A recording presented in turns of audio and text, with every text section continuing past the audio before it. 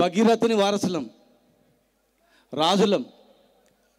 కాకతీయ రాజులు, శ్రీకృష్ణదేవరాయలు, శాలివాహనులు, సర్దార్ సర్వాయి పాపన్న. చరిత్ర చూస్తే రాజులు చక్రవర్తులు మొత్తం కూడా బహుజన వీరులే. ఇవాళ బహుజన బతుకులు చూస్తుంటే మాకు 59 జీవో సవరించాలి, మాకు 20 కోట్లు కావాలి, కాంట్రాక్టులలో మాకు రిజర్వేషన్ కావాలి, మేము చేస్తే 25 లక్షల రూపాయలు ఇవ్వాలి, 1000 కోట్లు ఉన్నాయి మూలుగుతున్నాయి. ఎవరు ఇవ్వాలా పైసలు? గవర్నమెంట్ మారితే అట్లా ఉంటాయి. మీరు చూడండి, ఆంధ్రప్రదేశ్ గవర్నమెంట్ మారినప్పుడు 1200 కోట్లు ఉన్నాయి. ఇప్పుడే చూడండి 100 కోట్లు ఉంటాయి, 1000 కోట్లు ఉంటాయి. ఖర్చు పెట్టడానికి వీలేదు, మనకే ఖర్చు పెట్టాలి, కానీ ఖర్చు పెట్టరు. ఎందుకంటే వీళ్ళు బాగుపడతారు. అవి మన డిమాండ్. మన బతుకులు మారాలంటే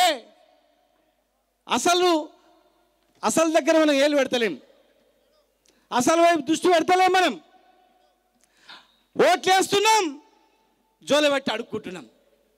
ఓట్లేసి సీటు మీద కూర్చోబెడుతున్నాం, మళ్ళీ పోయి అడుక్కుంటున్నాం. అయ్యా మమ్మల్ని బీసీఏలో చేయండి, మమ్మల్ని డీల నుంచి ఇక్కడ దికండి, ఎస్సీలో చేయండి, ఎస్టీలో చేయండి, మా బతుకులు మార్చానని. అరే బిడ్డ, నీ బతుకులు మార్చడానికి నీ చేతిలో ఉంది ఆయుధం. ఆ ఆయుధాన్ని పక్కకు పెట్టి నువ్వు ఎక్కడో ఆలోచన చేస్తున్నావు, ఈడ వదిలిపెట్టి ఆడ వెతుకుతున్నావు.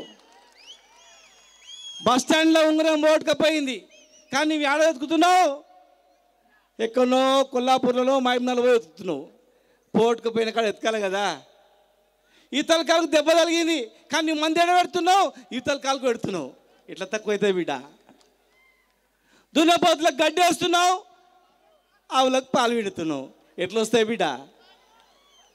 ఒక్కటే చెప్తున్నా, దయచేసి కేవలం రాజకీయ ప్రక్రియ ద్వారానే ఈ బతుకులు మారితే గుర్తుపెట్టుకోండి. స్వాతంత్రం వచ్చి ఇన్ని సంవత్సరాలైనా దాదాపు ఈ భారతదేశంలో 80 కోట్ల జనాభా, ఈ రాష్ట్రంలో 2.5 కోట్ల జనాభా దగ్గర. ఇన్ని కోట్ల జనాభా ఉన్న మీరు మీ చేతిలో ఉన్నటువంటి మీ రాతను మీరు మార్చుకోకుండా ఓట్లప్పుడు పోయి ఎవరికో వేసి తర్వాత వచ్చి అడుక్కుంటే ఏం ప్రయోజనం? నీ సర్పంచ్ నిలబడితే నీ ఓటుకు ఓటేయవు, జడ్పీటీసీ నిలబడితే నీ ఓటుకు ఓటేయవు, ఎమ్మెల్యే నిలబడితే కూడా నీవు అయ్యావు. నీ ఓడిని నీవే ఓడబడతావు, మళ్ళీ వచ్చి అడుక్కుంటావు. ఎట్లయితుంది బిడ్డ? నీ ఊరి సమస్య నీ సర్పంచ్ ఎట్లా ఉంటుంది? దాదాపు ఈ జిల్లాలో సర్పంచ్ గెలవడానికి మా సగరు చాలా మంది ఉన్నారు. మా ప్రణీల్ చౌదరి తెలుసు, తమ్మునికి లెక్కలు ఉన్నాయి. కానీ ఇక్కడ సర్పంచులు, ఎక్కడ జడ్పీ చైర్మన్లు, ఎక్కడ టీసీ చైర్మన్. ఇన్ని సంవత్సరాల్లో స్వాతంత్రం వచ్చి ఇన్ని సంవత్సరాల్లో ఆంధ్రప్రదేశ్ గవర్నమెంట్లు ఉంది, కానీ అది కూడా ఏదో వాళ్ళ అదృష్టం వచ్చారు. కానీ సగర్లో లక్షల మంది జనాభా ఉన్నారు, లక్షల మందిని ప్రభావితం చేసే శక్తి ఉంది వీళ్ళకని ఒక్కడన్నా టికెట్ ఇచ్చిండా? ఎందుకు ఇయ్యలే? మనం ఐక్యత లేం, గుర్తుపెట్టుకోండి. మనం ఐక్యత లేం. ఇలా అందరూ ఒక రేటు వేస్తున్నారు, బీసీ బీసీ బీసీ. ఎవరు కూడా పనికి మాలిన కూడా అందరు బీసీ అంటారు. ఈ ప్రపంచంలో మొత్తం, దేశంలో మొత్తం రాహుల్ గాంధీ నోట్లే.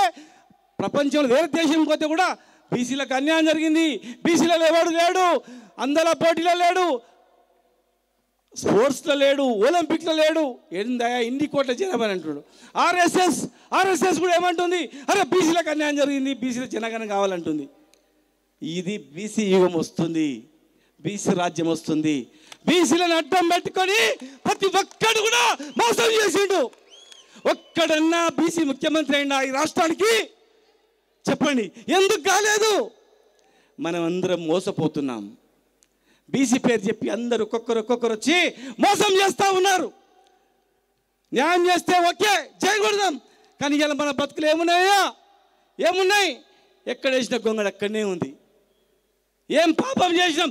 ఈరోజు అట్టడుగు వర్గాల వాళ్ళు, ఒక సర్పంచ్ గారి కులాలు ఉన్నాయి, ఎంపీపీ గారి కులాలు ఉన్నాయి, జిల్లా పరిషత్ చైర్మన్ కాలుగా ఉన్నాయి, అసెంబ్లీ ముఖం చూడని కులాలు ఉన్నాయి, పార్లమెంట్లో అడుగుపెట్టినటువంటి జాతులు కోట్ల మంది ఉన్నాయి.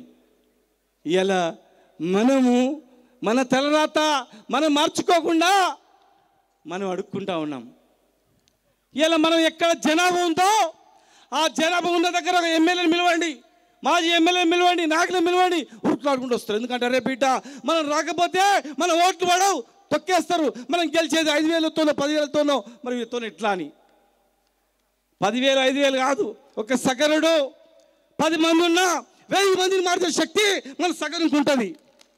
ప్రతి ఒక్కరితో కలిసిమెలిసి ఉంటాడు, అన్న అంటాడు, తమ్ముడు అంటాడు, అక్క అంటాడు.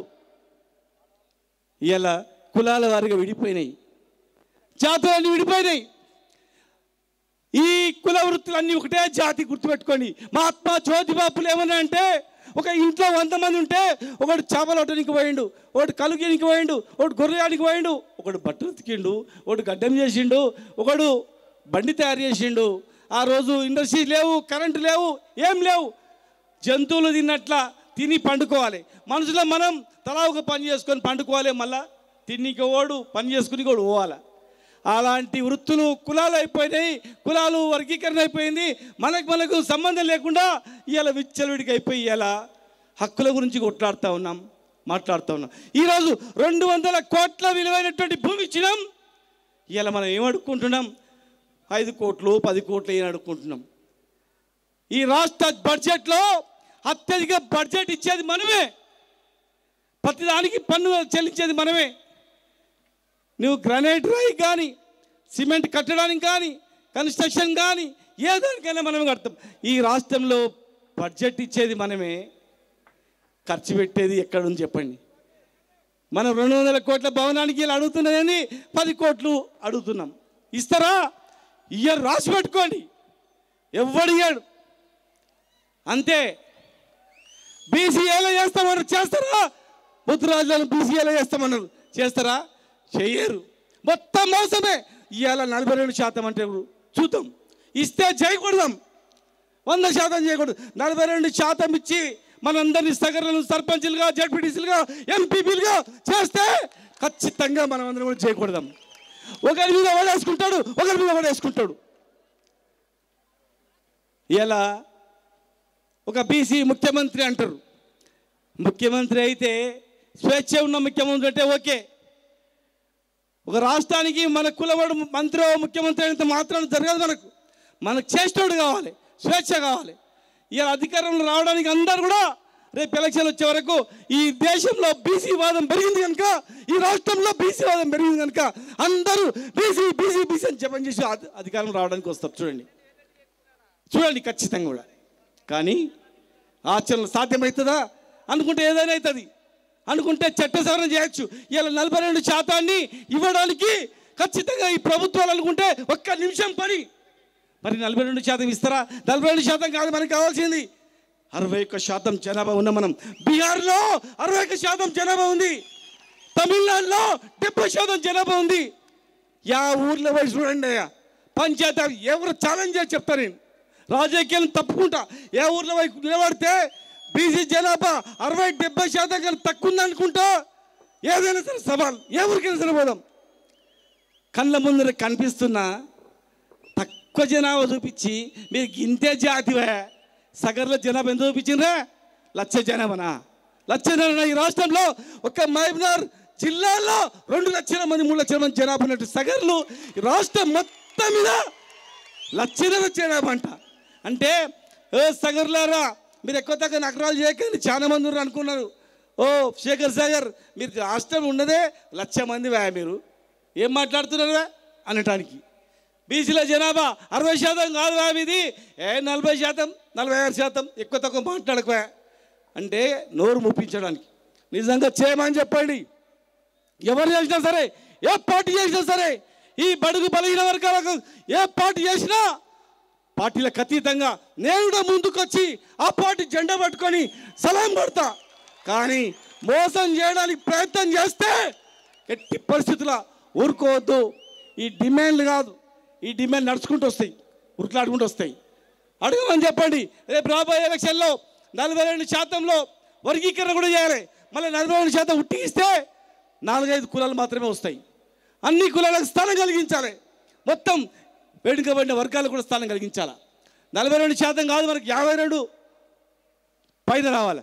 అయినా ఒక ప్రభుత్వం ముందుకు వచ్చింది కనుక నిజంగా ఇస్తే మనం ఖచ్చితంగా కూడా మెచ్చుకుందాం, చేయకూడదాం. కానీ సాకులు చెప్పి ఇవ్వకుండా ప్రయత్నం చేస్తే మాత్రం దానికి కారణం ఎవరనేది వెతకాల. పార్లమెంట్ సవరణ కావాలంటే 2 పార్టీలు అనుకుంటే అయిపోతాయి. మరి చేసుకొస్తే ఖచ్చితంగా ఈ రాష్ట్రంలో మరి ఎవరు చేస్తే ఎక్కువ చేస్తే ఆ 2 పార్టీలు కూడా మనం, కానీ చేయకుండా మోసం చేస్తే మాత్రం ఊరుకోవద్దు. ఇన్ని సంవత్సరాల తర్వాత కూడా ఇప్పటికి కూడా మనం కళ్ళు తెరపోతే ఏం లాభం? పుట్టి మనం ఇంకా పుడతాం చేస్తాం అంతే. కానీ ఇలా మన బతుకుల గురించి బాగు చేయడానికి తెలంగాణ ప్రభుత్వం ఈ 1 ఇయర్ తర్వాత సగర్లను ఒక ఐక్యం చేయడానికి ఎంతో కష్టపడి ఇంతమంది వేదిక మీద 3 గంటలకు చాలామంది వచ్చారు. 3 గంటలకు ఎండకు వెళ్ళిపోయారు సగం మంది. ఎందుకంటే వేరే పార్టీ జెండా ఉందనుకో వాడిని కనపడడానికి ఎండలో చెమటలు వస్తుంటాడు, చూస్తుండా లేదా అన్న బ్యానర్లు కట్టినా 10 బస్సులు తెచ్చినా తినబెట్టుకుంటూ పోతా, థమ్స్అప్ కూడా దాపుకుంటూ పోతా అని చెవులు చెప్పిపోతాడు. మన మీటింగ్కి రావాలంటే మాత్రం పెద్ద నావుష్. ఎందుకంటే గదే వాళ్ళు గుర్తించి ఇవాళ మనల్ని ఇట్లా వేసారు. కనుక దయచేసి ఇవాళ మేమున్నప్పుడు రాజేంద్రన్న మేము ఉన్నప్పుడు దాదాపు 5-6 వేల కోట్ల విలువైనటువంటి భూమి బడుగు బలహీన వర్గాలకు ఇచ్చినాం. దాదాపు 400 హాస్టల్ గురుకులాలు పెట్టినాం. మన సగర్లు కొట్లాడుకుంటుంటే రే ఒక్కటి ఉండాలి బిడ్డ అని అట్లా కులాలందరినీ గత 5 సంవత్సరాలుగా 50 కులాలను దాదాపు 45 కులాలను ఒక్కొక్క కులంలో 5-10 సంఘాలు ఉంటే ఒక్కొక్క కులాన్ని ఐక్యం చేసి ముద్దలాగా చేసి ట్రస్ట్ ఏర్పాటు చేసినాం. గత 5 సంవత్సరాల్లో రాజకీయ ప్రక్రియ ద్వారానే మన బతుకులు బాగుపడతాయని చెప్పినాం. డాక్టర్ బాబాసాహెబ్ అంబేద్కర్ ఏం చెప్పినంటే political power is master key అన్నాడు. బ్యాంకుకు పోతే మన తాళం ఉంటే రాదు, అది ఇంకో మేనేజర్ వచ్చి తాళం పెడితే వస్తుంది. అది పొలిటికల్ పవర్ ద్వారానే మనం సాధించుకోగలుగుతాం. పొలిటికల్ పవర్ లేకుండా ఏమి సాధించుకోలేం. మన గురించి ఏ కులవాడైనా సరే మనకు మద్దతు తెలిపితే వాడిని భుజం మీద తెచ్చుకోవాలి. కానీ కపట ప్రేమ చూసి మనల్ని అణగదొక్కాలని చూస్తే ఖచ్చితంగా కన్నెర్ర చేసి తొక్కాలి, ముందుకు రావాలి. భవిష్యత్తులో మనకు అండగా ఎవరు నిలబడితే వాళ్ళకు మనం సపోర్ట్ చేయాలని చెప్పి సగర్లు మా రక్తం మీరంతా మేము ఎల్లప్పుడూ ఖచ్చితంగా తెలంగాణ రాష్ట్రం గురించి కూడా సావడానికి సిద్ధమై కొట్లాడినాం. రాష్ట్రం వచ్చిన తర్వాత కూడా మా వంతు సహాయ సహకారాలు మీకు అందించినాం. భవిష్యత్తులో కూడా ఖచ్చితంగా కూడా చేద్దాం. 20 కోట్లు కల్లా ఇవ్వకపోతే మనం ఇంటింటికి పోయి అడిగి మన పైసలు తీసుకొచ్చేనైనా అక్కడ ఖచ్చితంగా కట్టుకుందాం. రేపు భవిష్యత్తులో సర్పంచులుగా, ఎంపీపీలుగా, జడ్పీటీసీలుగా ఏ పార్టీ ఎంత ఇస్తుంది మాకని అడుగుదాం. మీ తరఫున ఖచ్చితంగా నేను ఉంటానని చెప్పి మీ అందరూ కూడా తెలియజేస్తూ, మరి నాకు ఇంకా 3 పెళ్ళిళ్ళు ఉన్నాయి. దయచేసి అన్నదిగా భావించొద్దు, మాట్లాడి వెళ్తున్నందుకు క్షమించాలని చెప్పి మా బంధువులందరినీ కూడా వేడుకుంటూ జై సగరా, జై సగరా, జై సగరా, జై సగరా.